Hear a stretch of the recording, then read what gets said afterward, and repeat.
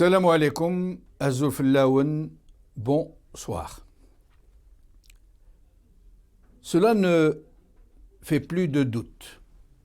Il y a désormais deux pays en Algérie, ou plutôt deux mondes, deux planètes à des millions d'années-lumière l'une de l'autre.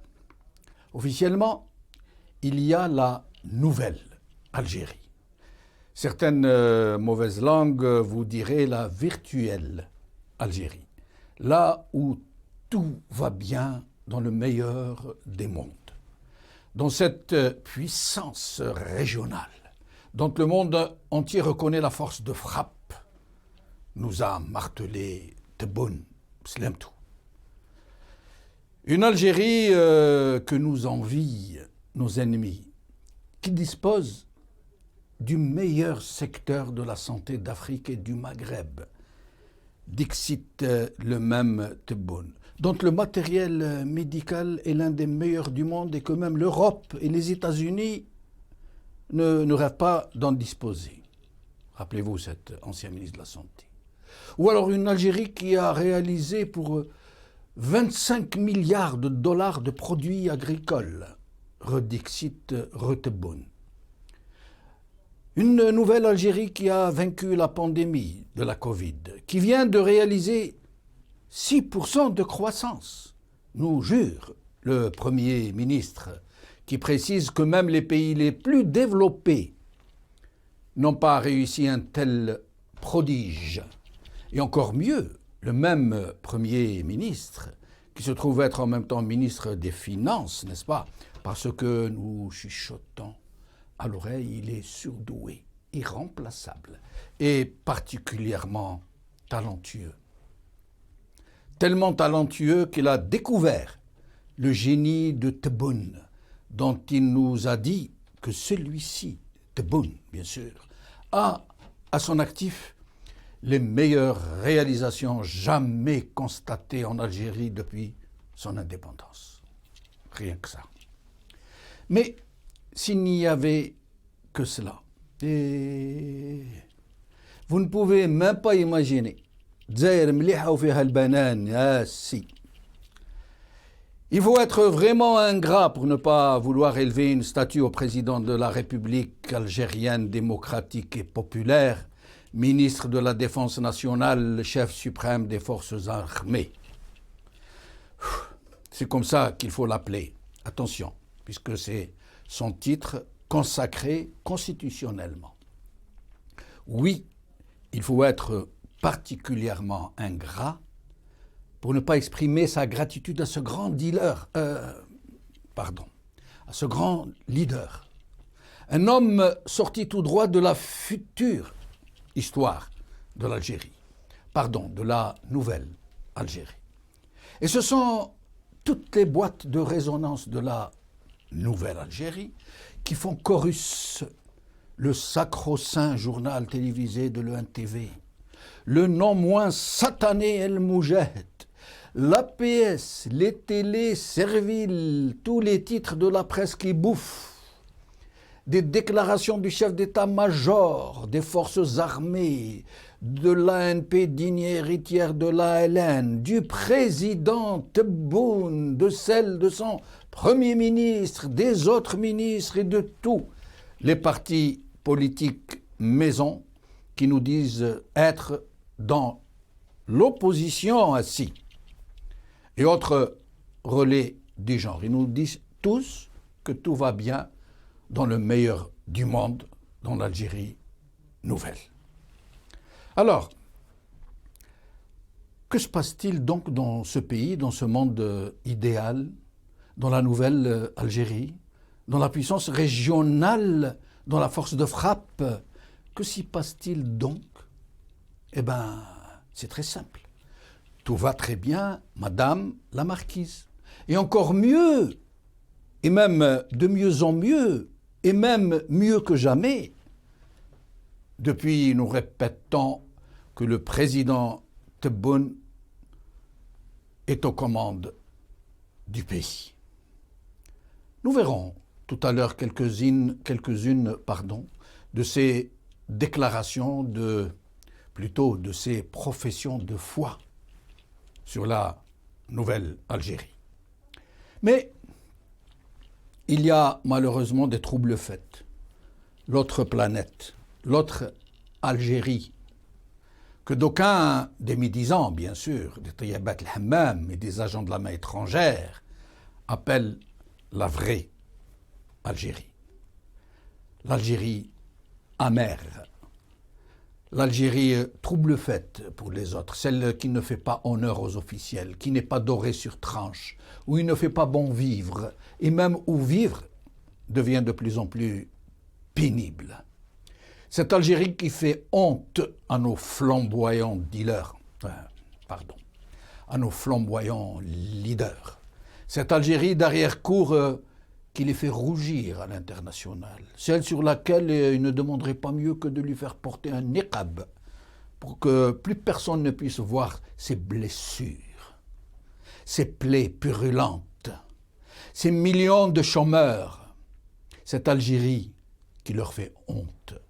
Celle des Harraga, celle de ces millions de familles qui ont basculé dans la misère, dont nombreuses attendent la nuit pour aller chercher leur pitance dans les poubelles, celle de ces retraités qui ont trimé leur vie entière et qui ne parviennent même plus à subvenir à leurs plus modestes besoins, celle de ces centaines de prisonniers politiques, et non pas de prisonniers d'opinion ou de détenus d'opinion comme on dit, de prisonniers politiques qui croupissent dans des prisons infâmes, celle d'une presse réduite au silence ou à la brosse à reluire, au choix, celle de ces millions d'écoliers dont les conditions sont de plus en plus précaires, celle de ces personnes atteintes de graves maladies et qui meurent faute de soins appropriés, faute de médicaments, celle d'hôpitaux où le taux de mortalité est l'un des plus élevés du monde, celle de la corruption généralisée, celle d'une bureaucratie tortionnaire,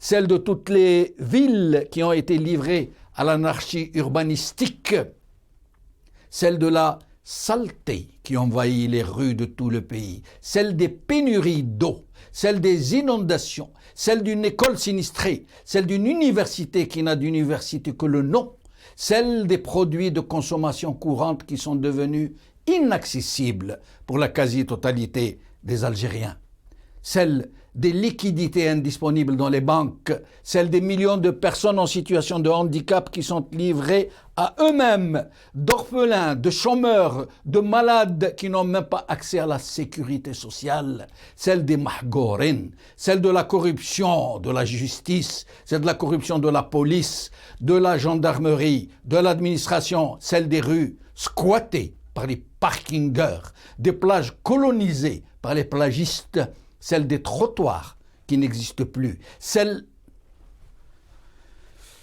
C'est bon, il vaut mieux que je m'arrête là parce que l'émission va y passer tout entière. El Mouhim, va falloir que ces messieurs-dames d'en haut expliquent à tous les kidam d'en bas que nous sommes comment faire pour goûter aux délices de la nouvelle Algérie, celle de nos rêves qui nous vendent gratis tous les jours, tous les soirs, dans le JT de 20h, qui nous disent qu'on en profite au moins un peu, avant la fin des subventions, avant qu'on ne se retrouve tous à faire la chaîne devant les poubelles.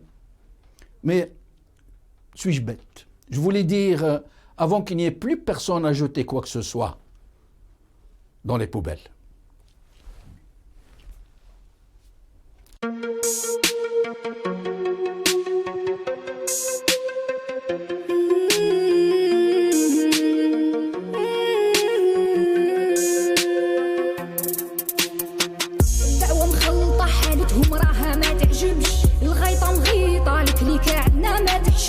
شبيبة نايضة راو داير روحو ما يسمعش المزبلة واجدة والتاريخ يا خو ما يرحمش الخمسة ماكلات صفحتكم ما نطوات معول تخلطها وتخلي فيها غير الفتات الأميمة ما نسات جبدتها اللي نشوات 10 سنين تيروريزم وزدتو 20 ما كفات زوالي ولد بلاد جدو كي جدي عليها مات يا الخاين لاقت بك من يدك هربت ما ولات تروح وقاعد طير وقاع ويبقى غير الحجر في القاع يا مالك الضيبع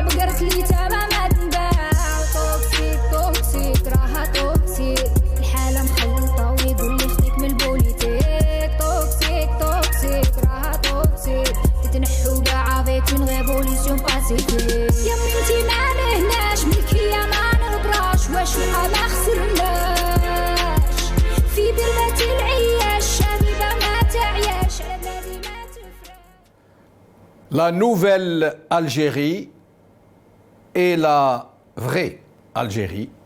C'est le titre de notre émission d'aujourd'hui et pour en parler, j'ai le plaisir de recevoir par Skype aujourd'hui Yahya Bonouar, journaliste qui est avec nous depuis Marseille. Yahya, merci d'être avec nous. Merci pour l'invitation, c'est toujours un plaisir.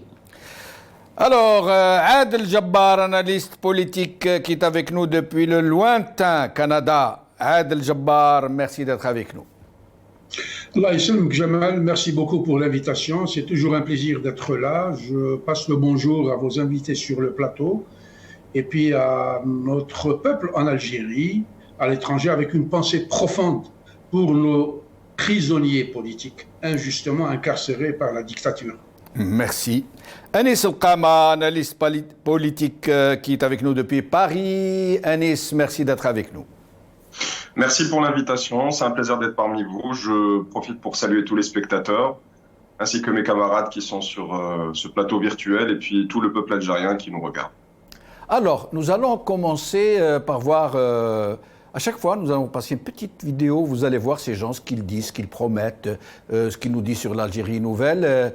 Et après, la deuxième partie de l'émission, nous allons vous passer d'autres vidéos d'une autre Algérie, la vraie, et nous en discuterons. Donc, mes chers amis, d'abord, Monsieur Tebboune qui nous parle d'un TGV de Taman Rasset à Alger. بالنسبة للطريق طريق ينفع ولكن الحل النهائي راه في السكة الحديدية كان فيه برنامج والدراسة حبست في عين صالح وتواصل الدراسة حتى يوصل طمن راست ويدخل لنيامي. Adel Jabbar, alors, ça vous fait... يقول لك شي ضحك وشي بكي، همي ضحك وهمي بكي. أخويا شوف نقول لك tu as l'art de nous injecter des doses successives de Kedbounit, même si on est sur la Lune. Non, c'est de la folie. Vous êtes en psychiatrie avec ce monsieur-là. Oui, oui. Et aujourd'hui, c'est une véritable pandémie de Kedbounit. Il s'est emparé de l'Algérie, de l'Algérie officielle, entre guillemets. Ils se mettent tous à mentir. Les chiffres sont faux, les promesses sont fausses, les déclarations sont fausses. Il n'y a que de gros mensonges. Et donc, que voulez-vous que je dise à ce propos-là? Je dirais à nos frères de Tamrast d'avoir beaucoup de patience, d'aller dans la gare du train de Tam et d'attendre peut-être d'ici l'an 2045 ou 55, si entre-temps nous n'aurions pas disparu, et avec probablement la chance de trouver un billet. Ils n'arriveront pas en 8 heures quand c'est Kedboul qui est chef de projet. Ils vont mettre au minimum 8 ans pour arriver à Alger. Donc c'est ce que j'ai à dire à ce monsieur-là. C'est une rebelle. Yani, vraiment, j'ai écouté avec beaucoup d'intérêt ce que disait le docteur, notre ami de Lila ou de Mohamed Lamine Chiban. Oui. Exactement, c'est Mohamed Belh. Quelquefois, c'est un supplice. Pour moi, c'est la même chose. Moi, je vais vous en infliger des supplices aujourd'hui. Je vais vous en infliger. Je m'en excuse par avance. Yahya. On aurait pu consacrer ce genre d'émission-là à faire un travail de conscientisation. Au lieu de faire de la dénonciation, c'est de proposer des solutions parce que nous sommes en face du mur. Nous ne pouvons plus bouger. Les bons remèdes sont souvent amers, Adel Jabbar. Je n'en disconviens pas, il n'y a pas de problème. Ouais. Freud disait que le premier patient de ses travaux, c'est lui-même. Donc c'est lui. Hadou, c'est la même chose. Hadou, avec eux, c'est une immensité. Surtout depuis l'avènement de ce monsieur-là. Il n'a produit que des mensonges, de l'esbrouf, des déclarations, tout ça. Tout, il y a à cet âge-là, il te dit George Washington, alors que 8 ans avant la naissance de l'autre, il n'y a rien à dire. Yahya Bonouar. On essaiera de faire des tours de micro assez dynamiques parce qu'il y a beaucoup de matière. Yahya Bonouar. Oui, on est dans le mensonge permanent. On dirige le pays avec le mensonge. On est dans la méthode Coué. Ils connaissent la réalité, bien entendu. ils la voient, ils ont des informations, mais voilà, kdeb. Ils ont toujours fonctionné comme ça jusqu'à ce que la marmite explose. Ils l'ont fait du temps de Bouteflika, ils ont même été jusqu'au 5e mandat. Et là, c'est la même chose. Ils vendent une image qui n'existe pas. Ils savent très bien que les Algériens, dans la rue tous les matins, ils vont au travail, ils vont au marché, ils vont au travail pour ceux qui ont un travail, ils vont au marché, ils voient les prix, ils voient tout ça, et puis quand ils rentrent chez eux et qu'ils allument le NTV, si jamais ils le font, ils voient autre chose. Et évidemment, personne ne les croit, ni à l'intérieur, ni à l'extérieur. Même à l'extérieur, vous avez vu l'incident à propos de ce qui serait passé à la frontière avec le Polisario, et où il y aurait eu trois citoyens algériens tués par des drones marocains. Vous avez vu la réaction de la communauté internationale. Il n'y a pas un seul pays qui a envoyé ses condoléances. Dans la presse, en Europe, aux États-Unis, le sujet a été à peine évoqué. C'est-à-dire que plus personne ne les croit, même quand il s'agit de sujets graves. Les gens ne font plus attention à eux. Ils mentent, jusqu'au moment où personne ne fait plus attention à eux. Et à l'intérieur, c'est terrible, puisqu'il y a un moment où quelqu'un va payer la facture. À l'extérieur, tout le monde s'en fiche. Mais à l'intérieur, les Algériens souffrent, et leur Algérie nouvelle, elle est tellement belle que des milliers d'Algériens la fuient au péril de leur vie. Des gens se jettent à la mer avec une possibilité de mourir, de se noyer, pour fuir cette si belle Algérie que vous avez si bien décrite dans votre édito. Merci Yahya. Alors, encore, on va encore les écouter avant d'aller vers Anis El-Qama, à qui je vais demander de nous livrer un peu ses impressions de psychologue, psychologue clinicien. Nous allons les écouter encore, ces messieurs. ما نهضروش على الماضي، رانا نهضروا على المستقبل. رانا ماشيين جزائر جديدة، رانا ماشيين جمهورية جديدة. راني عارف واش صار، رانا نهضروا على المستقبل.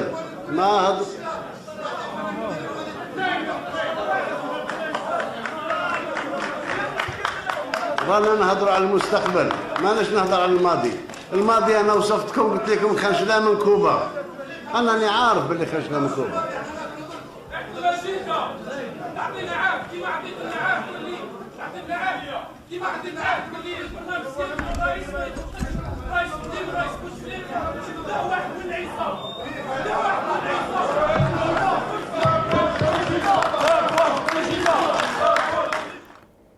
قالوا له انت واحد من العصابه صفق على اللي قال له هكا. Finalement, il n'est pas aussi malhonnête qu'on croit.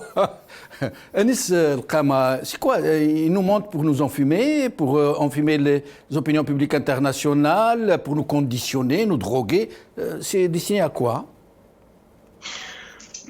Alors, comme vous avez un peu interpellé mes compétences de psychologue, donc je vais utiliser ça comme porte d'entrée pour faire une analyse. Il se trouve que le meilleur moyen de manipuler des masses, et ça on le sait depuis la psychologie des foules de Gustave Le Bon et puis les travaux en psychologie sociale, c'est d'utiliser l'émotion, les bas instincts, les réflexes les plus vils et les plus mauvais de l'être humain. Donc il n'y a pas mieux pour pouvoir manipuler les gens. Pour leur vendre du rêve aussi, on utilise ces émotions-là, on utilise ce genre de stratagème. On utilise la division, on l'a vu avec Badessi et Novembari, on l'a vu avec la tentative de division de Kabylie versus reste de l'Algérie. Malheureusement, ça marche bien. Mais il y a toujours un principe de réalité. Les personnes sont toujours récupérées, sont toujours remis, dans la réalité, malgré toute cette propagande-là. Et le principe de réalité va tout simplement s'expliquer dans une chose très claire, c'est qu'un jour, ces personnes-là manipulées, même si elles sont aussi nombreuses qu'elles l'étaient, même si elles n'étaient pas nombreuses d'ailleurs, à soutenir réellement et foncièrement la ligne Tebboune, Chingriha, El Gaïd, Ils vont tout simplement se télescoper avec la réalité lorsqu'ils iront faire leurs courses et qu'ils trouveront que les prix seront les prix non soutenus par le régime à cause de la loi de finances qui a été faite. C'est mécanique, c'est-à-dire qu'on aura beau mentir aux gens, on aura beau leur vendre des châteaux en Espagne, on aura beau leur dire qu'il y aura des trains, qu'il y aura des fusées, qu'il y aura des satellites, qu'il y aura monts et merveilles. La réalité rattrape toujours les personnes. La réalité finira par nous rattraper. Et malheureusement, avec cette loi de finances, on risque de passer par des perturbations extrêmement fortes, parce qu'il faut savoir que les personnes concernées, c'est-à-dire ceux qui gagnent moins de 120 000 dinars, donc le seuil qui a été mis, sont à peu près à 80 ou 90% de la population algérienne. 120 000 dinars, c'est quand même élevé par rapport au salaire moyen qui tourne autour de 40 000 dinars. Donc, pour revenir un peu au monde ferroviaire, c'est le train Algérie qui est en train de dérailler. C'est le train Algérie qui n'atteint pas sa station, qui a déraillé, qui a besoin d'être repris par ses enfants, qui a besoin d'être repris par des personnes sincères, qui cette fois-ci diront la vérité aux gens, qui cette fois-ci n'utiliseront pas ou ne tenteront pas d'utiliser les bas instincts des personnes pour pouvoir les manipuler, oui, mais plutôt leurs meilleurs instincts, c'est-à-dire des instincts de communauté, des instincts de construction.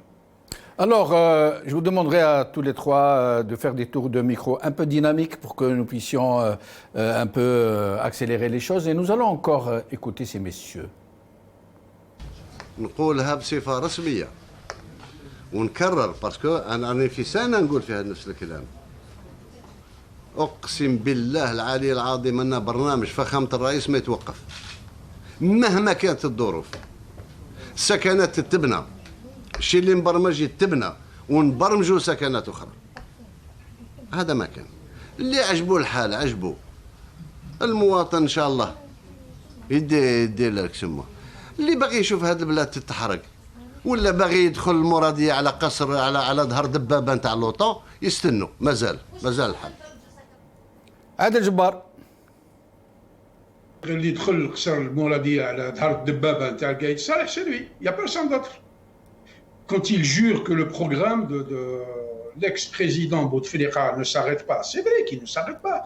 Nous sommes dans le 5e mandat, donc dans la nouvelle Algérie du pire. Il n'y a eu que le pire depuis l'avènement de ce monsieur-là et son équipe de flibustiers. Les affaires n'ont jamais cessé, la truanderie s'est encore développée. Ce régime-là que nous connaissons parfaitement depuis des lustres carbure avec deux choses, le chantage et la corruption. Quand la corruption aujourd'hui a commencé à s'amoindrir comme une peau de chagrin du fait de la raréfication de la ressource financière, ils sont passés au chantage. Sauf un régime qui m'a un pouvoir, parce que pour moi ce pouvoir est issu d'une matrice satanique qui a une haine mortelle contre le peuple. كيبعثوا البوليس نتاعهم والجدارميه والدي ار اس تاعهم يضربوا دي افوغل دي handicapés moteurs يضربوا العجايز اللي داو لهم ولادهم en 94 15 16 etc. غبروا 25 000 Algériens de la surface de la terre sans absolument aucune trace. Ce régime-là, ne vous attendez à rien de sa part. Il n'a que la violence, il n'a que le terrorisme et c'est un régime terroriste. C'est lui qui l'a créé, c'est lui qui est en train de le pouvoir et c'est lui qui est en train de l'alimenter, l'encourager et de le pratiquer sur un peuple pacifique qui a démontré tout son civisme. Pendant 2 années de Hera, qu'il n'y a pas eu un verre qui a été cassé. Donc, l'IGI qui ويقول لك اقسم بالله d'abord ما يعرفش ربي. Moi je l'ai vu dans une prière في قبر النبي صلى الله عليه وسلم. Il a prié à gauche de l'imam au lieu de se mettre à droite. Ça veut dire qu'il ne connaît absolument rien au protocole Et l'imam saoudien qu'il a laissé prier à sa gauche est un imam tout aussi falsifié, en fait. Bien sûr. Alors, Yahya. Oui. Le schizophrène construit des châteaux sur les nuages. C'est exactement le cas de ce type-là. Le psychotique, il vit. C'est un psychotique réel. Et le psychanalyste, il est là pour encaisser les loyers. Je connais le psychanalyste, c'est aussi chez le général. Yahya Bounoir. Oui, donc encore une fois, quand on n'a rien à offrir de la réalité, on tombe on raconte, mais ça c'est pas nouveau, c'est-à-dire ça a existé avant du temps de Bouteflika et avant Bouteflika, et ça existe dans d'autres pays, dans d'autres dictatures, où ils racontent des choses à leur population, alors que les gens voient parfaitement ce qui se passe et à un moment se révoltent et quelquefois ça explose. C'est pour ça qu'il y a des explosions sociales dans les dictatures, alors que dans les démocraties, il y a des grèves, il y a des mouvements de contestation et puis ça se règle à l'amiable. Mais dans les dictatures, il y a une telle pression, une telle répression qu'à un moment ça explose. Pour revenir un petit peu à la loi de finances, parce que c'est très important ce qui se passe, aujourd'hui lever les subventions sur les produits, c'est quelque chose de très grave. Cibler les gens qui ont besoin, dans les pays où le ciblage existe, dans les pays européens, l'Amérique du Nord, c'est la part de la population qui a besoin d'une aide est évaluée entre 10, 15 et 20%. À ce moment-là, on peut les cibler, les chômeurs, ceux qui ont un travail précaire, les malades, les handicapés, les petites retraites. On peut cibler 10, 15, 20% de la population à travers les impôts, à travers les ressources, et puis leur donner des revenus. Mais dans des pays comme les nôtres, et en Algérie, où c'est pas 20% ou 10% de la population qui a besoin d'aide, c'est l'inverse, c'est 80% qui a besoin d'aide. Et bien là, on maintient l'aide généralisée. On va pas cibler 80% des gens. Même s'il y a 10 ou 15% qui en profitent parce qu'ils n'en ont pas besoin, ce n'est pas grave. Vous ne pouvez pas cibler 80% de la population. Alors il faut laisser cette aide parce que les gens en ont besoin. Quand un père de famille paye un peu moins d'électricité, un peu moins d'eau, un peu moins de farine, il peut donner un peu plus, acheter des vêtements à ses enfants, leur acheter de temps en temps de la viande et du poulet. Mais à partir du moment où vous levez ces prix, ce qui va arriver, c'est que ce n'est pas possible. Le salaire moyen est effectivement autour de 40 000 dinars. 40 000 dinars, qu'est-ce qu'ils vont faire demain quand ça va engloutir le loyer, l'électricité et l'eau? La baguette de pain est à 10 dinars. Les familles achètent 7, 8 baguettes de pain par jour. Ça leur fait 70, 80 dinars. Demain, ça va être multiplié par 3. Multiplié par 3, ça veut dire un tiers de leur salaire ira dans le pain. Ce n'est pas possible. Donc là, ils s'attaquent. S'ils veulent faire des économies, je vais leur dire où ils peuvent faire des économies. Ils peuvent aller faire des économies sur le budget des anciens moudjahidines. 2 milliards de dollars. Combien il y a d'anciens moudjahidines? 60 ans après l'indépendance. Si on rajoute 20 ans, 80 ans, combien il y a d'Algériens qui ont plus de 80 ans? Et dans les Algériens qui ont plus de 80 ans, combien ont été moudjahidines? Parce que ce n'est pas tous qui étaient moudjahidines. 100, 500, 1000, 2 milliards de dollars pour 1000 personnes, ça fait 2 millions de dollars par tête. Alors que les 19, 17 milliards pour les 40 millions, pour 30 millions d'Algériens, ça fait 600 dollars par an, 50 dollars par mois. C'est ça qu'ils veulent enlever. C'est les 17 milliards Ta'zawalia, c'est ça qu'ils veulent enlever. 50 dollars par mois pour 30 millions d'Algériens. Ou 40 dollars par mois pour les 40 millions d'Algériens. C'est ça qu'ils veulent enlever. Ils veulent faire des économies qu'ils aillent au ministère de la Défense. Plus de 10 milliards de dollars de budget. Ils construisent des hôtels de luxe, des centres de vacances pour eux et pour leurs familles. Ils utilisent des transports militaires pour eux et leurs familles. Il n'y a pas 2 ou 3 milliards de dollars à gagner ici. Le ministère de l'Intérieur, c'est pareil. Il y a 2 ou 3 milliards de dollars à gagner. Non, ils vont taper dans le budget des Awalia.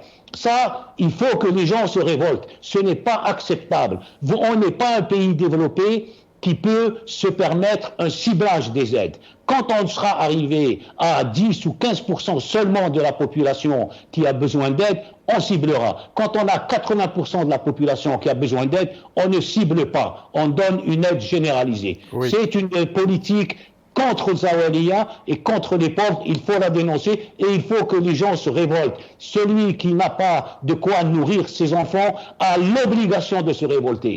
C'est légitime. Celui qui ne peut pas soigner ses enfants doit se révolter, c'est légitime. Et nous allons encore écouter Monsieur Tebboune, avant de donner la parole à Anis.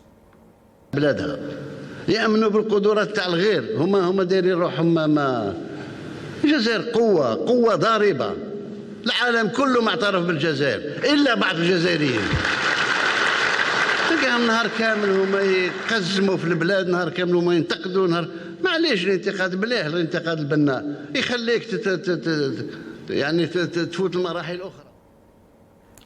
Anis El-Khama. Disons, lorsqu'il parle de Quwa Dariba, c'est-à-dire une force de frappe, il faut décrypter un peu ce que ça veut dire. Qu'est-ce qu'une force de frappe? Si on parle au niveau militaire, notre armée est une armée relativement forte dans la région, mais on ne possède pas d'armes nucléaires. Et on est classé, je crois, 25e ou 24e armée mondiale. Donc on est bien loin de, par exemple, des pays comme la Turquie, qui ont un poids géopolitique avec leur armée, etc., qui sont dans l'OTAN. Si on parle au niveau économique, on est, je crois, le 55e PIB dans le monde, donc autour de, et encore il y a eu une régression, donc on est autour de 150 milliards de dollars. 150 milliards de dollars, c'est la richesse de Elon Musk. Une seule personne possède autant que toute l'Algérie, possède plus de richesse que ce qu'a produit tout ce pays-là de 44 millions d'habitants en un an. Donc, je ne vois pas la force de frappe économique. Si on parle de PIB par habitant, on est autour de 4 000 dollars par personne. C'est pas énorme. C'est vraiment pas énorme. La Tunisie, qui n'a pas d'hydrocarbures, est entre 3 500 et 4 000 dollars. Je donne juste des chiffres globaux, mais je crois qu'on tourne autour de 3 700 dollars. Il faudra vérifier peut-être plus tard. Par personne. C'est pas énorme. Yahya voulait dire quelque chose? Oui, 2700. 2700? Oui. Le PIB par habitant pour l'Algérie était 2700. Autant pour moi. Je crois que la Tunisie n'est pas loin. La Tunisie n'est pas loin alors qu'ils n'ont pas d'hydrocarbures. Donc, puisqu'ils n'ont pas d'hydrocarbures, ça veut dire que relativement, malgré tous les problèmes économiques que rencontre la Tunisie, ils travaillent bien. Ils sont relativement... Enfin, ils sont plus diversifiés que nous, ils ont une politique plus rationnelle, ils ont une façon de gérer leur économie. Malgré tous les problèmes politiques, il faut reconnaître ça. On est très très loin des standards internationaux. Si on prend d'autres indices comme le Doing Business, bon, je sais que les personnes de gauche n'aiment pas cet indice-là, mais c'est un indice qui a pour objectif de donner une idée de l'état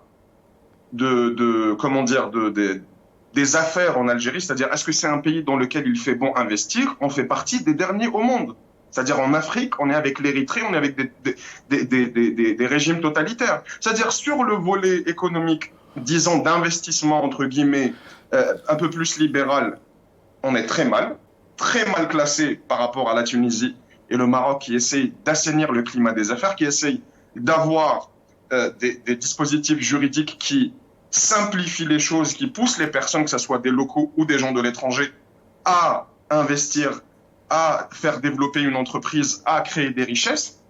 Et de l'autre côté, on est en train de perdre ce qu'on appelle la politique sociale, globalement. C'est-à-dire, on n'a gagné ni sur le côté économique, investissement un peu plus libéral, ni sur le côté social. On est en train de perdre sur exactement tous les plans.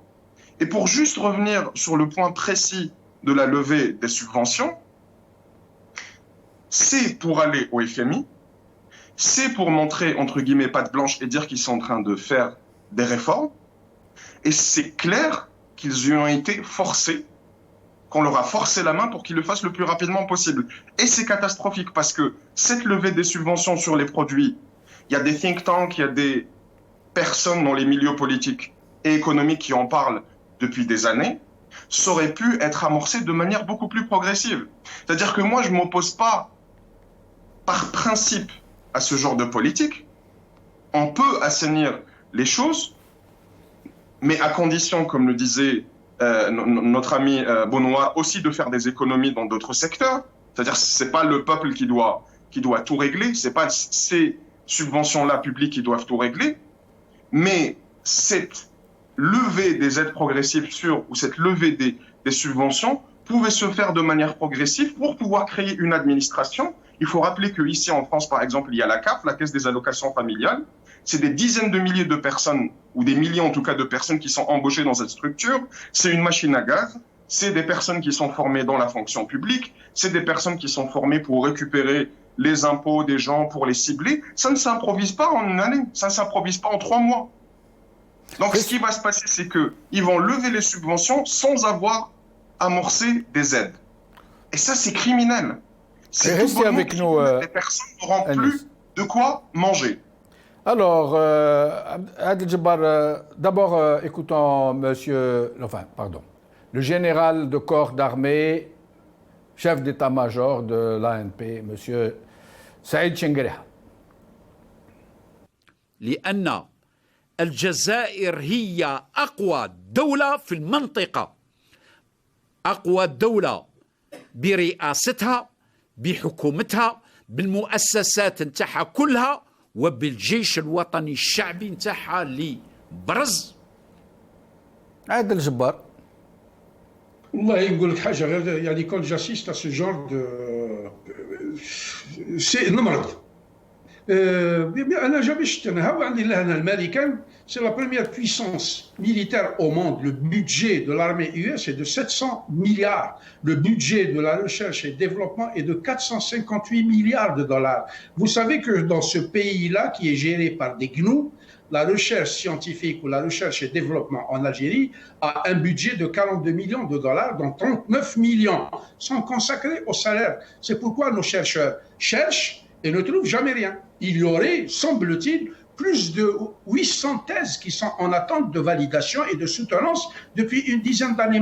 On a eu un sinistre de l'enseignement supérieur qui disait on n'a pas besoin d'une université qui forme des Nobel, c'est-à-dire elle forme des âmes. Maintenant, pour rentrer dans la discussion la plus utile, celle qui vient d'être développée par Yahya et notre ami, c'est cette histoire de subvention. C'est encore une fois du replâtrage, de l'esbrouf et puis de la manipulation. Quand on réforme, on va vers une réforme structurelle d'une économie. Et il ne s'est pas trompé, le jeune qui a inventé le fameux slogan « un régime faillant », appliquons-lui la loi de la commercialité comme les entreprises. Sous le paillasson, il disparaît. Il ne vient pas aujourd'hui disposer lui-même de cette subvention-là ou de ce montant faramineux du transfert social pour en faire une cagnotte pour laquelle il va décider tout seul, sans consulter qui que ce soit. Ce genre en France, moi je suis au Canada. Au Canada, tout le monde est numérisé, tout le monde est recensé, on sait qui est qui et qui touche quoi. Parce que tout le monde est soumis à la déclaration personnelle de l'impôt chaque année. Et les gens qui sont au bas de l'échelle sociale, c'est des gens qui bénéficient de l'aide de l'ultime recours. C'est-à-dire que vous n'échappez pas à l'œil de l'État et à l'aide de l'État, parce que c'est un véritable État social, avec une gouvernance extrêmement intelligente, où tout le monde est sous les projecteurs, il n'est pas dans le noir. Alors, si je devrais dire quelque chose à ce monsieur-là et à son ministre des Finances, c'est qu'il y a une fameuse théorie, il y a la fameuse pyramide de Maslow, où il dit que le premier des besoins, c'est le besoin physiologique, c'est-à-dire le makla, ou le sharab, ou le regad, ou le sukna, ou le tschon, ou le tebred, etc., ou le tshorb le ma. Aujourd'hui, cette loi est inversée. La loi des 80-20 que nous connaissons tous dans l'économie est inversée. Il y a 80% de pauvres. Et nous n'avions jamais cessé d'alerter depuis 2 ans pour dire nous nous dirigeons tout droit vers une pauvreté extrême, une paupérisation extrême de nos populations. Notre peuple, la majorité, on voit des images qui attendent la fin des marchés pour aller dans les poubelles ramasser de la tomate pourrie afin de se nourrir.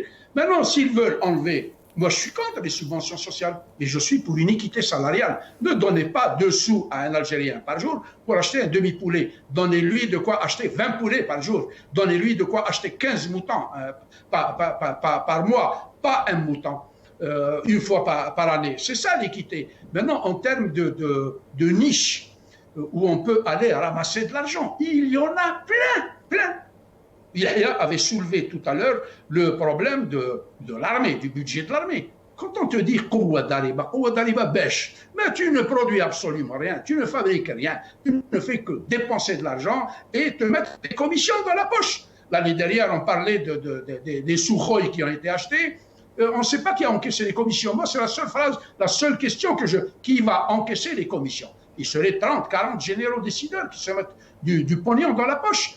Donc, Qouwa Dariba, c'est l'économie. Aujourd'hui, notre pays est malheureusement sous la gouverne de ces cinglés-là, de cette dictature ignare, criminelle, antisociale, antipopulaire, est en train d'être isolé sur le plan diplomatique. Nous ne pesons strictement rien. Des pays comme le Togo, comme la Côte d'Ivoire, parce qu'on ne pèse strictement rien, on est en train de tout perdre. Et d'autres économies, pourquoi attendre 90 représentations et des centaines de consulats, alors que nous savons tous qu'un ambassadeur n'a absolument aucun pouvoir. C'est le responsable militaire de l'ambassade qui décide de tout. Les cagnottes, les caisses noires, une ambassade au Zimbabwe.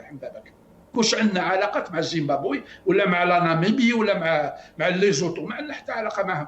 Et donc هادو c'est des niches pour recycler leur progéniture, leurs amis, leurs copains, leurs parentèles et leurs clients.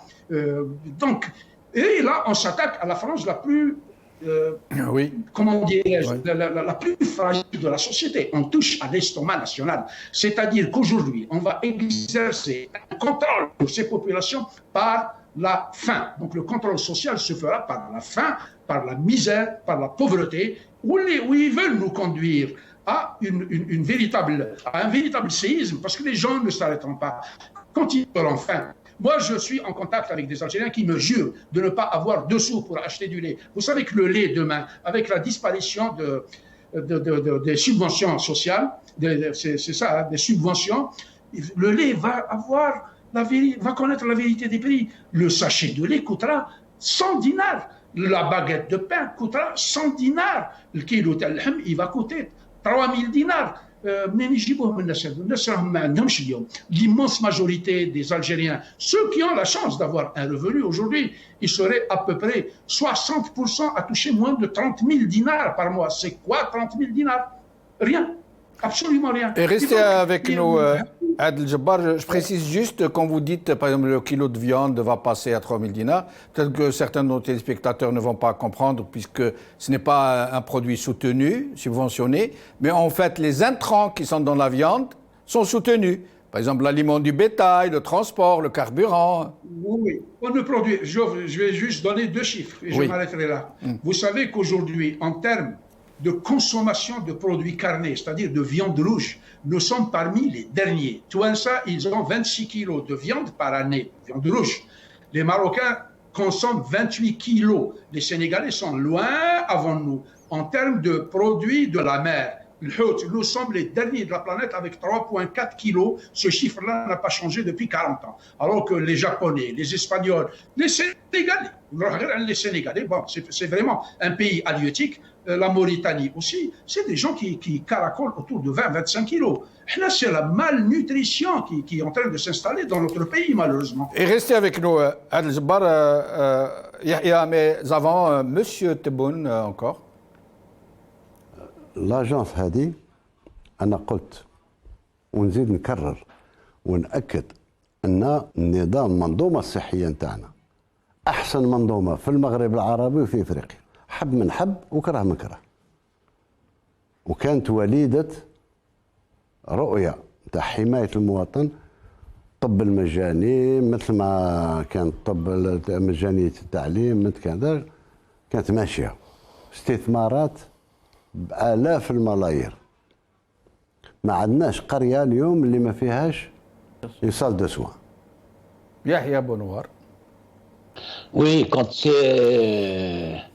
Il a dit ça, et puis quelques semaines après, il est parti en courant se soigner en Allemagne. C'est peut-être une punition divine pour lui. Mais voilà, c'est-à-dire qu'on est encore dans le mensonge.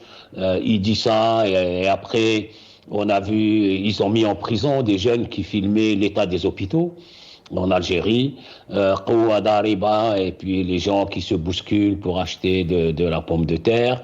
Qouwa Dariba, il n'y a pas d'argent dans les distributeurs à la poste. Qouwa Dariba, il n'y avait pas d'oxygène. Les gens crevaient par terre dans les trottoirs parce qu'ils n'avaient pas d'oxygène, etc., etc., etc. Donc ce monsieur, il peut raconter tous les mensonges qu'il veut. Les Algériens connaissent, hélas, la réalité.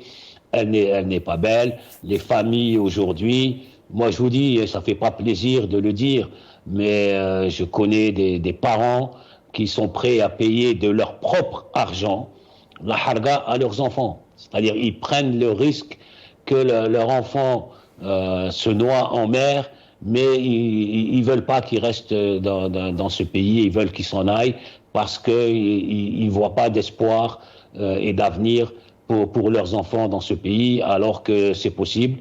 Il suffit de changer de régime et de mettre en place un système qui va s'occuper des citoyens, qui va s'occuper de l'argent des citoyens, qui va construire réellement le système médical, le système d'éducation et les universités, etc. Donc Tebboune raconte des mensonges. Moi, j'en veux pas à Tebboune parce que tout à l'heure, il a lui-même dit alors que c'est lui qui est venu le char conduit par Gaïd Saleh. Donc voilà, c'est lui qui disait l'Ahd al-Khamsa ou Barnamij Bouteflika et ainsi de suite. Donc on est vraiment face à des gens qui gèrent au jour le jour, qui savent parfaitement qu'ils sont illégitimes, qui savent parfaitement qu'ils sont rejetés par l'énorme majorité des Algériens. La preuve, la répression. Hein. Si le pays était si beau, pourquoi réprimer des gens? Pourquoi emprisonner des gens par centaines? Ils continuent, hier, avant-hier, des condamnations contre des universitaires et ainsi de suite. On est vraiment dans la fin d'un régime, ils le savent. C'est un régime que le Hirak a déstabilisé complètement, a fragilisé, a dévoilé au monde entier. C'est-à-dire qu'aujourd'hui, le monde entier sait qu'il s'agit d'un régime militaire et non plus parce que Bouteflika avait réussi à créer une façade civile. Le 22 février, la façade a explosé en 1000 morceaux. Aujourd'hui, on voit direct au travers, on voit que c'est un régime militaire, le monde entier le voit, et ces militaires sont évidemment incapables de gérer un pays comme l'Algérie. Ils sont incapables de gérer quoi que ce soit. Ils dévorent des milliards de dollars, on ne sait pas à quoi ça sert. Je suis pas d'accord avec c'est la 25e armée du monde. Je me rappelle que même l'armée de Saddam était la 5e du monde. C'est en termes d'acquisition, Yahya. Oui, ça veut dire qu'ils calculent le matériel acquis, l'armement, les munitions, les effectifs. C'est comme ça qu'ils jugent, mais pas sur le terrain. Oui, j'ai bien compris qu'il parlait de... Pardon, Anis Khama, vous vouliez dire quelque chose? Non, c'est selon le classement de Global Ranking. C'est des classements internationaux, donc moi je ne connais pas la méthodologie pour le faire, qui a été adoptée, mais en tout cas on est dans entre 25e armée autour de cela, voilà. Il y a des armées comme ça, gonflées à bloc et qui ne tiennent pas 24 heures face à une vraie armée. Ça veut absolument rien dire. Une armée qui n'est pas soutenue par son peuple. Si l'Algérie aujourd'hui est à l'abri d'ennemis, ce n'est pas parce qu'ils ont peur de son armée, c'est parce qu'ils savent qu'il y a 40 millions d'Algériens qui vont défendre leur pays, comme ils l'ont fait pendant la guerre de libération. Donc c'est pas l'armée algérienne qui fait peur à personne, et c'est pas des milliards de dollars achetés en armement, ça veut absolument rien dire. Et je redonne l'exemple de Saddam Hussein qui s'est effondré, dont l'armée s'est effondrée en quelques jours. Ça ne veut rien dire, ces histoires-là. C'est où vous avez l'appui, le soutien de votre peuple et qui vous pousse et qui est là derrière, et que c'est ça que craignent s'il y a des ennemis, c'est ça qu'ils craignent, ou sinon vous tenez pas la route devant une petite armée plus faible que vous, qui serait elle soutenue par sa population. Donc tout cela ne veut rien dire. La puissance de l'Algérie, ce serait 1, le soutien de sa population, 2, son économie, l'innovation, la technologie, la science, la médecine, le numérique, et tout cela, on ne l'a pas. Alors venir fanfaronner comme le fait Saïd Chengriha, nous sommes à côté, et tout cela ne veut rien dire. Les chiffres le prouvent. On est les derniers au monde, ou parmi les derniers au monde, sur le débit Internet. On est le dernier au monde dans le doing, j'aime pas le doing qu'a cité Anis, mais on est les derniers au monde pour attirer les investisseurs. On est les derniers au monde. On a un PIB de 150 milliards de dollars, mais qui est aux 2/3 bâti sur la ressource naturelle, c'est-à-dire qu'on ne produit absolument rien, contrairement à nos voisins. Les Tunisiens, ils ont 2500 $ de PIB par personne, c'est 2500 $ de travail qu'il y a derrière. C'est du tourisme, c'est de l'agriculture, c'est de l'industrie, c'est de la chirurgie, alors que les 2700 $ des PIB des Algériens, 90% c'est de l'hydrocarbure, de la ressource naturelle. Il n'y a pas 200 $ de travail dedans. Donc ce n'est pas la même chose. 100 $, 100 € chez un Allemand et 100 € chez un Algérien n'ont pas la même valeur. 100 € chez un Allemand, c'est 100 € de travail, de construction, de routes, d'hôpitaux, d'industrie. 100 € chez un Algérien, c'est 80 € de ressources naturelles qui tahfar ou tujbed. Il n'y a pas 20 € derrière de travail. Et on le voit tous les jours, et on le voit avec le batata, l'oxygène, le halib, les liquidités, et ainsi de suite. Donc ils racontent n'importe quoi, mais comme l'a dit au début Anis, la réalité va vite les rattraper. Alors, Anis, je vais vous passer la dernière, je vais vous infliger la dernière vidéo de ces messieurs. C'est clair. Donc, après, nous passerons à d'autres vidéos, celle de la vraie Algérie. Nous allons écouter, monsieur le Premier ministre, ce qu'il dit de l'Algérie quand il est à l'étranger. Il était à Dubaï, je crois. Écoutez-le, s'il vous plaît.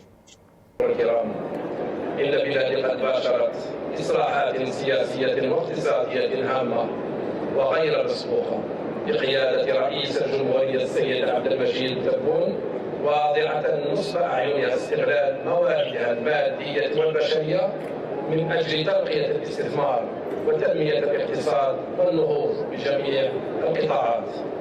وليس شركاء الجزائر ببعيد عن هذه الأهداف التي سطرتها الجزائر ومن بينهم دولة الإمارات العربية المتحدة الشقيقة التي تربطها بالجزائر.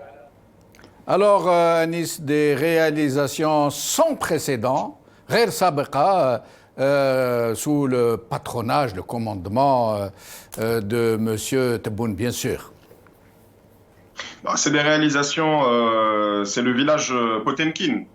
Vous connaissez la métaphore du village Potemkin, c'est-à-dire qu'on va juste peindre les façades. Voilà. C'est ça les réalisations, c'est-à-dire on peint les façades lorsque nos potentats locaux, lorsque nos châtelains traversent nos rues et nos villages pour pouvoir nous vendre du rêve.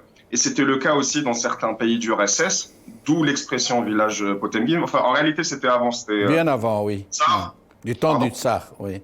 C'était du temps du Tsar, mais ça a été, voilà, plus... Oui. Mais c'est rentré dans la symbolique, quoi. Voilà, c'était rentré dans la symbolique. On sait ce qui est arrivé au Tsar, hein. Pardon, Yahya? On sait ce qui est arrivé au Tsar. Il a été remplacé par la révolution. En effet. Exactement, Yahya, c'est ça, c'est-à-dire qu'à chaque fois, et je reviens au principe de réalité, tout cela va se télescoper, c'est pour ça, Jamaldine, le format de cette émission est vraiment génial, parce que c'est très bien de mettre à chaque fois face à face la réalité, enfin la propagande, et nous on essaie de décrypter la réalité, parce qu'en réalité c'est ça, nous sommes contraints à ce travail de pédagogie, d'autant plus que les médias sont fermés en Algérie. C'est-à-dire qu'on doit redoubler d'efforts dans ce travail-là de remontrer la réalité aux gens pour que les personnes puissent prendre conscience. C'est un travail gramscien, c'est un travail de pédagogie politique, mais qui est vraiment salvateur. Je voulais juste rebondir sur les déclarations de Tebboune disant qu'on est le plus grand système de santé en Afrique.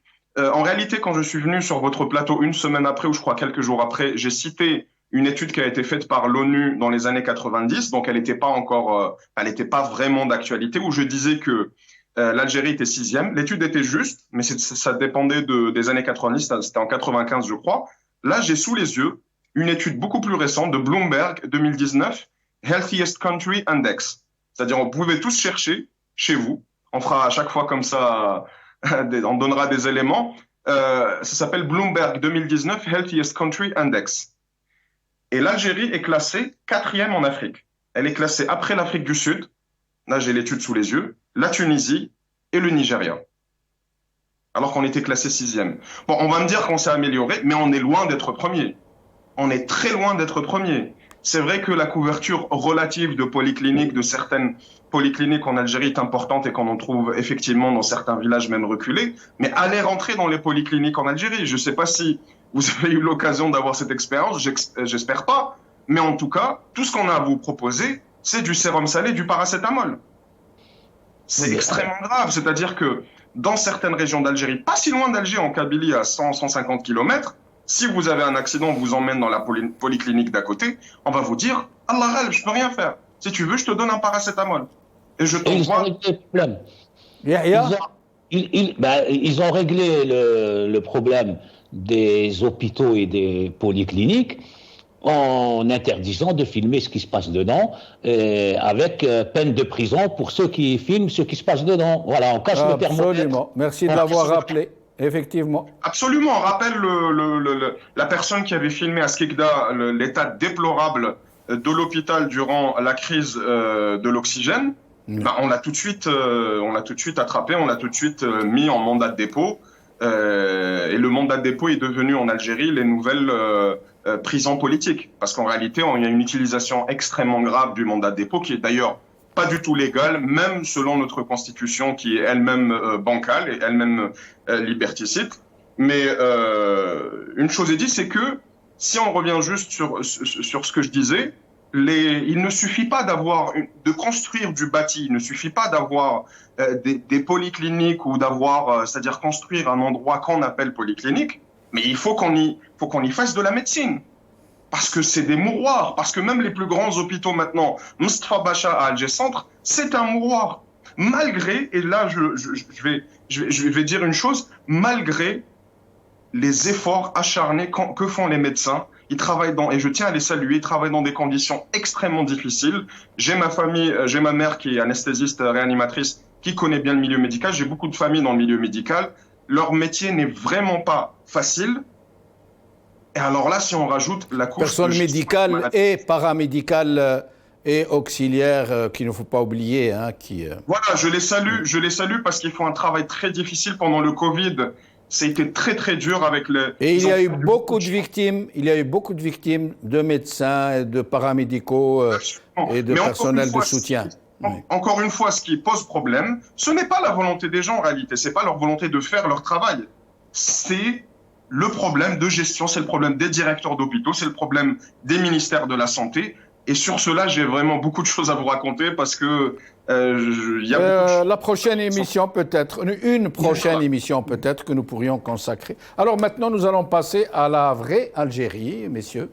Nous allons voir quelques images et nous revenons à nos invités.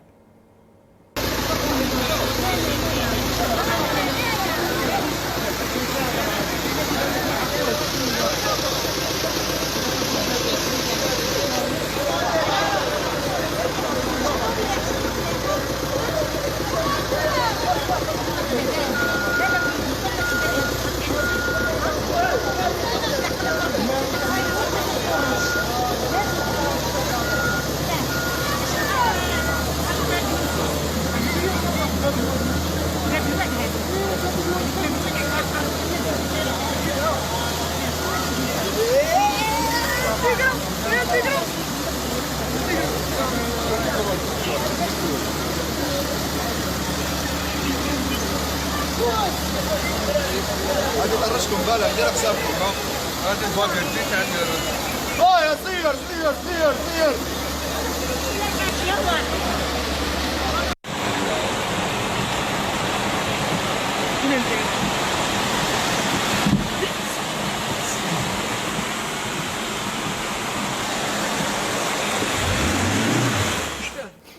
Adel Jabbar, la vraie Algérie maintenant, moi, la question que je suis tenté de vous poser, Adel Jabbar, comment font nos compatriotes, nos concitoyens pour accepter une telle déchéance, accepter qu'un tel régime puisse les opprimer avec une telle aisance, une telle facilité, telle arrogance? Comment se fait-il que beaucoup de nos compatriotes, permettez-moi de parler franchement, n'aient pas participé à cette chance historique du Hirak?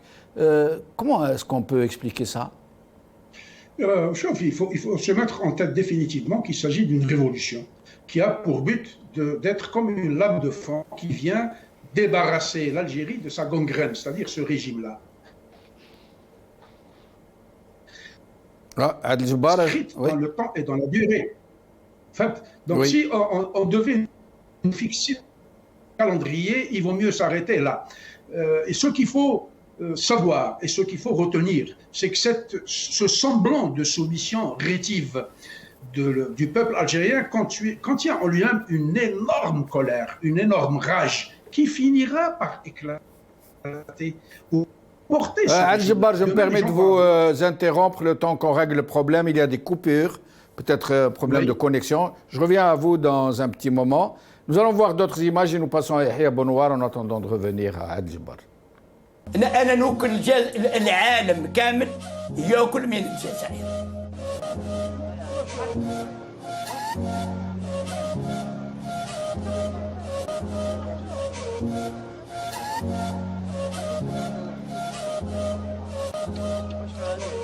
أنا الواد وحده يكفي روسيا بالبطاطا. نعطيك البطاطا تعطيني الطيارة.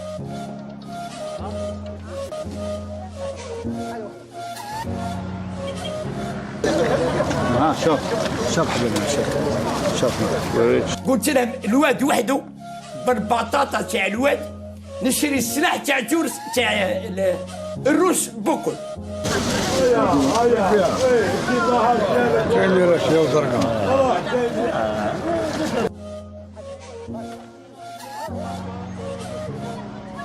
ونرجع اكبر دوله مسلحه في افريقيا هي الجزائر. بالبطاطا نشريو سلاح. ايه زيد واحد اخرى زيد حبه واحده اخرى زيد.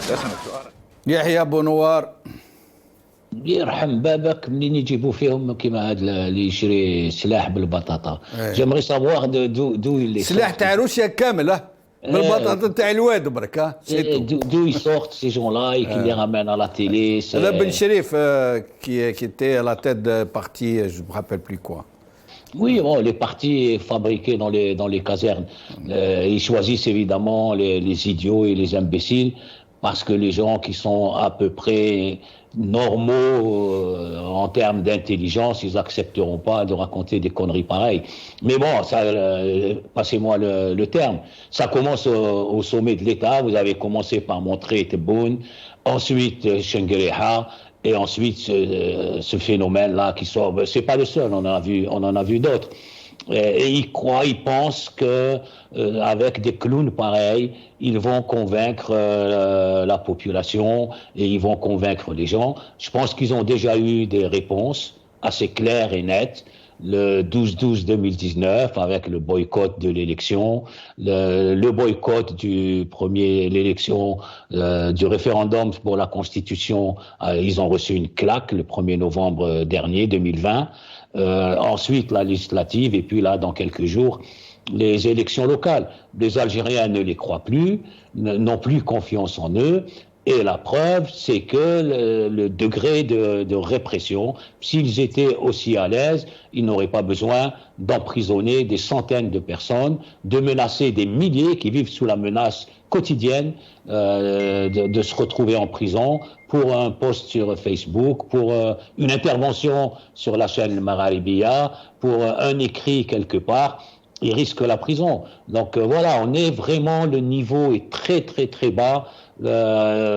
Franchement, où ils produisent ce genre de clowns, et s'ils pensent que les Algériens vont croire ces clowns, c'est qu'ils n'ont pas compris, ils n'ont rien compris à la société algérienne, et surtout qu'ils n'ont pas retenu la leçon du 22 février 2019. Le 22 février 2019, quand ils ont lancé leur 5e mandat, ils pensaient sincèrement, réellement, c'est la bêtise, que les Algériens étaient, non pas soumis, comme a dit Adel Jabbar, étaient résignés. Or, les Algériens ont fait croire qu'ils étaient résignés, mais ils ne l'étaient pas, et ils ont explosé un 22 février 2019, et je peux vous assurer qu'une explosion pareille, les Algériens ne sont pas résignés, ils ne sont certainement pas soumis, ils supportent, mais ils supportent le supportable, et là on va atteindre l'insupportable. Ce que je crains, c'est qu'il y ait de la violence, et c'est pour ça qu'il faut qu'on appelle les Algériens à se révolter, bien sûr, mais avec des moyens pacifiques. Il y en a plusieurs, les manifestations, il y a différents moyens, c'est pas le moment. Ce sera l'objet de notre dernier tour de micro, Yahya, mais avant, Narjou Adel, dont nous avons interrompu Adel Jabbar. Avant, je vais vous montrer les 2 dernières vidéos de cette soirée. حراقه دابور انا اقصد كما بحر ضعيفه داري تا وصاي داري تا والله كان يا خالتي دكتور عليكم مسكين ورامي هذا عليكم ورامي. السلام عليكم هاي خوتي يعاولا عليكم خوتي عليكم خوتي عليكم مسكين السيد حرق عليك وجه ما تشوفش وشو وجهك كي داير شوف شي كارثه. اوروبا راه بداو راهم يليستو في عباد الله يقتلوا في عباد الله. Alors, dernière image, mais des images très pénibles à voir. Un enfant abandonné à Wahran qui dort dans la rue sous la pluie. Et ce sont des cas de plus en plus nombreux partout en Algérie, qui sont tellement nombreux qu'ils en sont été banalisés dans la conscience générale des Algériens. Regardez ces images.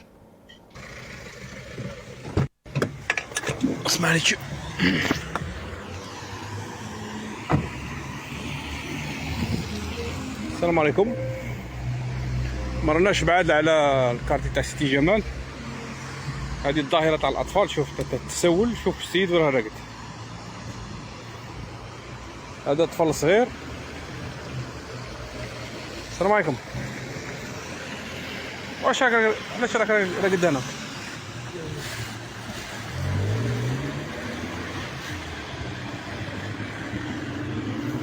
بمعنى يوميا كل المصالح الامنيه تفوت على هذا الطريق، الجمعيات، المسؤولين، السلطات. اليوم كان في وهران وسيط الجمهوريه. شوف الاطفال القصر، لا رعايه لا مراقبه لا جمعيات، لهم يحزنون. يوميا هذه الظاهره تتكرر في ولايه وهران، اطفال يتسولون على قرية. Une vidéo réalisée par Saïd Boudor, notre confrère Saïd Boudor. Adel Jabbar, ce sera le dernier tour de micro. Vous allez avoir 3 minutes chacun à peu près. Pardon d'avoir un peu. Mais j'aimerais que nous parlions un peu des perspectives, parce qu'on risque d'avoir cette fois-ci un hirak de la colère, un hirak de la misère, et qui pourrait être violent, à Dieu ne plaise. Adel Jabbar. Bon, je vais te donner un peu un saut d'abord. Tu viens de nous passer Ribouh Belcherif, toi qui connais Constantine et qui connais Ribouh el Fanteur. هذا ريبوح كان معنا في الديسي dans les années 66, 67. وكل العبيد ربوا التيكو كي راح بنسمعين en psychiatrie à Constantine. Et donc, ce n'est pas une surprise. Pour revenir sur les 6% de croissance, quand j'ai entendu le Premier ministre parler de ça, je pensais qu'il parlait de Singapour. Alors que nous sommes au creux de la vague, nous ne produisons absolument rien. Nous n'existons plus sur le plan économique. Et nous sommes une entité gérée de façon farfelue. شوف هذا الطفل هذا مسكين اللي كان مطايش. Ce n'est pas que les Algériens ne sont pas généreux. On a vu la générosité des Algériens quand il y a eu les tristes événements de Kabylie, où le DLS qui avait fomenté cette manigance-là, ils s'attendaient à ce que les Algériens aillent verser de l'huile sur le feu. Les Algériens sont partis verser de l'eau pour éteindre le feu. Un jour, je me promenais à Calcutta et je voyais des centaines de milliers de gens dans la rue. Chaque matin, on vient les ramasser avec un poclin. C'est-à-dire qu'on devient insensible devant tant de misère. Le problème de l'Algérie est un problème de gestion. Tant et aussi longtemps que ce régime-là n'est pas tombé, il n'a pas été remplacé par un régime légitime. Le problème, c'est la légitimité. Les Algériens sont prêts à accepter toutes les souffrances du monde, comme ce qui s'est produit en Pologne en 89 quand on a réformé, ce qui s'est produit au Chili quand on a réformé. Les Algériens sont prêts à accepter des souffrances, mais il faudrait qu'elles soient équitablement partagées. Il faudrait que l'imputabilité, le contrôle se fasse et que celui qui touche à ce qui ne lui appartient pas, il passe sur une chaise électrique ou au bout d'une corde. Ce n'est malheureusement pas le cas aujourd'hui. Moi, je suis certain, les 19 milliards de dollars vont constituer encore un pactole pour une zerda entre les généraux prédateurs et tous leurs supplétifs du régime. Ce n'est pas comme ça que ça se passe. Le génie populaire est extraordinaire. Le jeune, il a touché le cœur nodal du problème. Tant et aussi longtemps que ce régime-là n'est pas tombé, il n'a pas remplacé par un régime que les Algériens accepteront, par des représentants dûment acceptés par tous les Algériens, ça ne se passera pas du tout comme nous sommes en train de le souhaiter. Maintenant, en termes de solutions, les solutions existent. Les solutions existent. Il faudrait que cette armée-là puisse accepter de se mettre à table et de négocier avec des représentants, des représentants pour pouvoir faire un transfert du pouvoir. Nous identifierons le mécanisme de ce transfert de pouvoir ou de ce partage de pouvoir. C'est tout. Mais tant que l'armée campe, parce qu'elle est assise sur une rampe, parce que c'est l'économie entière. Ils sont en train de s'attribuer tout. Ils ont des châteaux, ils ont des villas, ils ont des biens, ils ont une partie de leur argent qu'ils peuvent transférer en devises pour aller se promener. Ils n'ont pas besoin de transférer. Ils passent dans les ambassades, la caisse noire est là, et ils se servent. C'est ils ont fait... Et je me permets de vous interrompre. Vous me permettez de vous interrompre. Il ne reste plus de temps. Anis, vous allez avoir un peu plus de temps à rattraper. Vous avez quelque chose à rattraper. Je vous en prie, Anis, allez-y. Par rapport au retour du Hirak, enfin, en tout cas au retour des manifestations du Hirak, je ne sais pas si vous me recevez parce que l'image elle est bloquée. Ben, ça ne fait rien, mais on vous entend très bien. Très bien. Donc par rapport aux manifestations prochaines, parce que moi j'ai aucun doute qu'il y aura à minima des revendications sociales fortes. Et normalement, il y aura une mobilisation qui sera faite de la part du peuple algérien. Tout simplement, je vais revenir au mot que j'ai utilisé dès le début par rapport au télescopage des gens avec la réalité. C'est-à-dire les personnes auront beau ne pas s'intéresser à la politique, adopter une logique de Akhterassi, qui existe d'ailleurs en Occident aussi, c'est pas propre aux Algériens, de se dire que de toute façon, s'ils nous laissent tranquilles, on les laisse tranquilles aussi. On ne veut pas revenir aux années 90, etc., etc. Toute cette peur qui a été disséminée par la police politique et par le régime, par la peur et par les meurtres qui ont été commis et les exactions durant les années 90, tout cela va voler en éclats. Tout cela va voler en éclats, c'est une fatalité. Pourquoi ? Parce que, pour moi, la révolution du 22 février n'était pas une révolution liée à la paupérisation. C'était certainement un des facteurs, mais le facteur le plus important, c'était celui de la dignité et de la conscience politique. Celle qui va venir, elle sera plus viscérale, au sens propre et figuré, car elle émènera justement d'un besoin physiologique qui est celui de se nourrir. J'espère que nous qui avons fait, entre autres, enfin ma modeste personne, le 22 février, qui ont participé au débat politique et au débat public, avons posé le sillage et le creuset dans lequel rentrera toutes ces revendications-là. J'espère, et ça sera le plus beau scénario, que le 22 février a posé les bases de ce qui va venir après. Que l'esprit du 22 février va absorber cette colère sociale et la sublimer d'une manière pacifique et avec la Selmiya. Je vais vous raconter, juste pour finir, une histoire personnelle qui m'est arrivée hier soir. Je marchais à Châtelet-Léal, donc à Paris, et j'entends une personne en train de répéter en algérien et en essayant de faire des frictions sur ces gens pour se réchauffer. Il faisait 1 degré, 2 degrés. Il parlait en algérien en disant « Aounouni khawti », il avait sa capuche. Personne ne le calculait.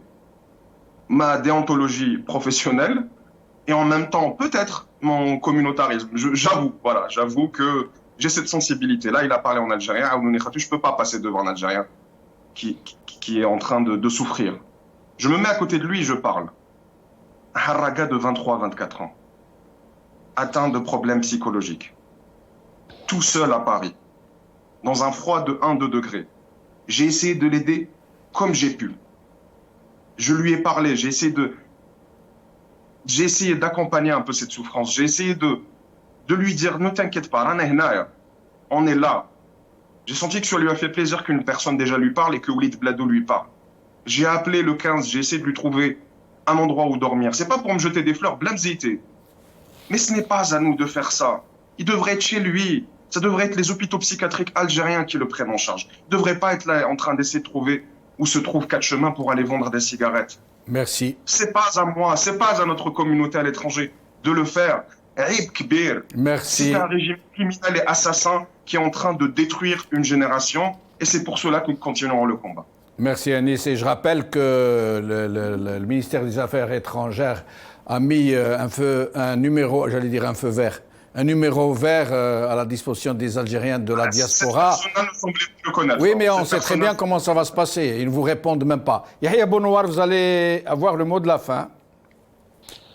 Oui, la situation dans laquelle on est et le pays est, c'est que généralement, pas généralement, le plus, tout le temps, la crise sociale précède la crise politique. Or, c'est inédit ce qui se passe en Algérie. La crise politique est arrivée avant la crise sociale. Le hirak est politique, il est arrivé suite à une erreur de trop du régime qui pensait que les Algériens étaient résignés et qui a appuyé sur le 5e mandat et ça a déclenché cette belle révolution qui n'est pas terminée. Et là, ils vont faire la deuxième erreur, c'est qu'ils vont déclencher la crise sociale avec cette histoire de subvention. Et comme le politique a précédé, c'est le seul espoir que j'ai, comme le politique a précédé le social, j'espère que la crise sociale va venir être encadrée par le politique, parce que généralement la crise sociale commence et le politique arrive plus tard, le temps qui s'organise. Là, on est dans le cas inverse. Mais ils font la même erreur, le 5e mandat, ils sont en train de faire la même erreur avec le social. Et je vais vous dire ce qu'ils se disent entre eux, parce qu'on a des informations. Ce que se disent entre eux, les tebboun et les généraux, la misère va arriver, le faqr, exactement comme ils pensaient et ce qu'ils disaient entre eux pour le 5e mandat. Donc on va inévitablement vers une explosion sociale et on a une chance que le hirak encadre cette explosion sociale et ne la laisse pas dévier vers la violence. Yahya Bounoir, merci. Anis El-Qama, merci. Adel Jabbar, merci. Merci. Merci à vous, chers amis, de nous avoir suivis. بالدوام القطرة تثقب الرخام. قوال خير بسلامة.